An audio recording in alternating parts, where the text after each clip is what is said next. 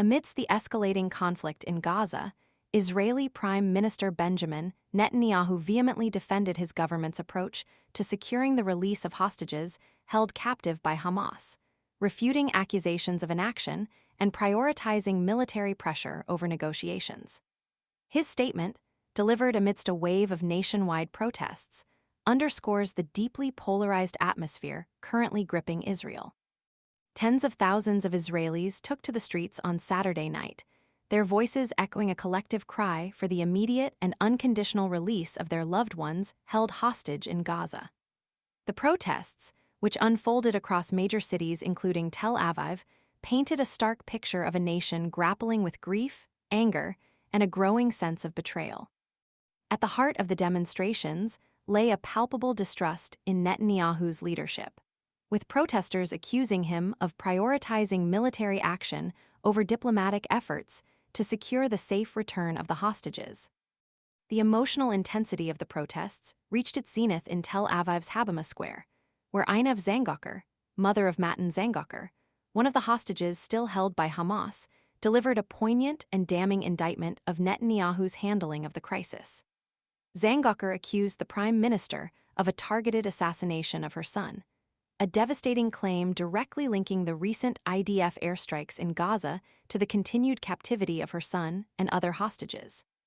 Her powerful testimony encapsulated the anguish and desperation felt by countless families whose lives have been shattered by the ongoing conflict. The raw emotion displayed by Zangoker and echoed by thousands of other protesters underscores the desperate plea for a resolution that prioritizes the lives of the hostages above all else. Netanyahu, however, countered these accusations, insisting that his government remains steadfastly committed to securing the hostages' release.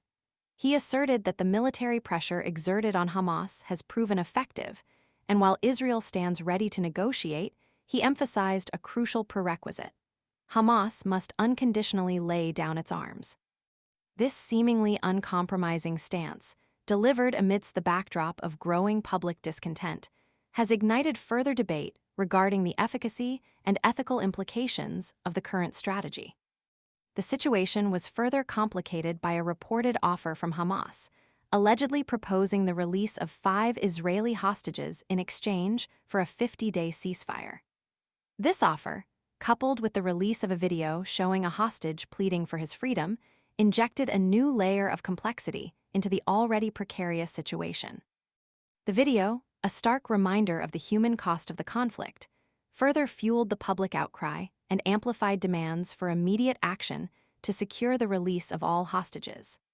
While the details of the offer remain subject to scrutiny and verification, it nevertheless underscores the urgent need for a comprehensive and effective strategy that prioritizes the safe return of the hostages without compromising Israel's security.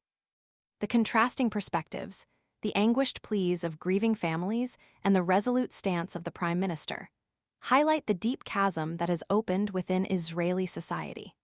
The coming days will be crucial in determining whether the government can find a way to navigate this treacherous path, balancing military pressure with the pressing need to bring the hostages home safely.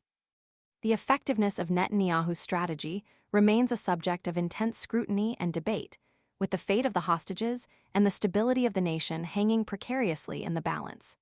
The international community watches with bated breath, hoping for a swift and peaceful resolution that prioritizes the lives of those unjustly held captive. The pressure is immense, the stakes are impossibly high, and the path to resolution remains shrouded in uncertainty.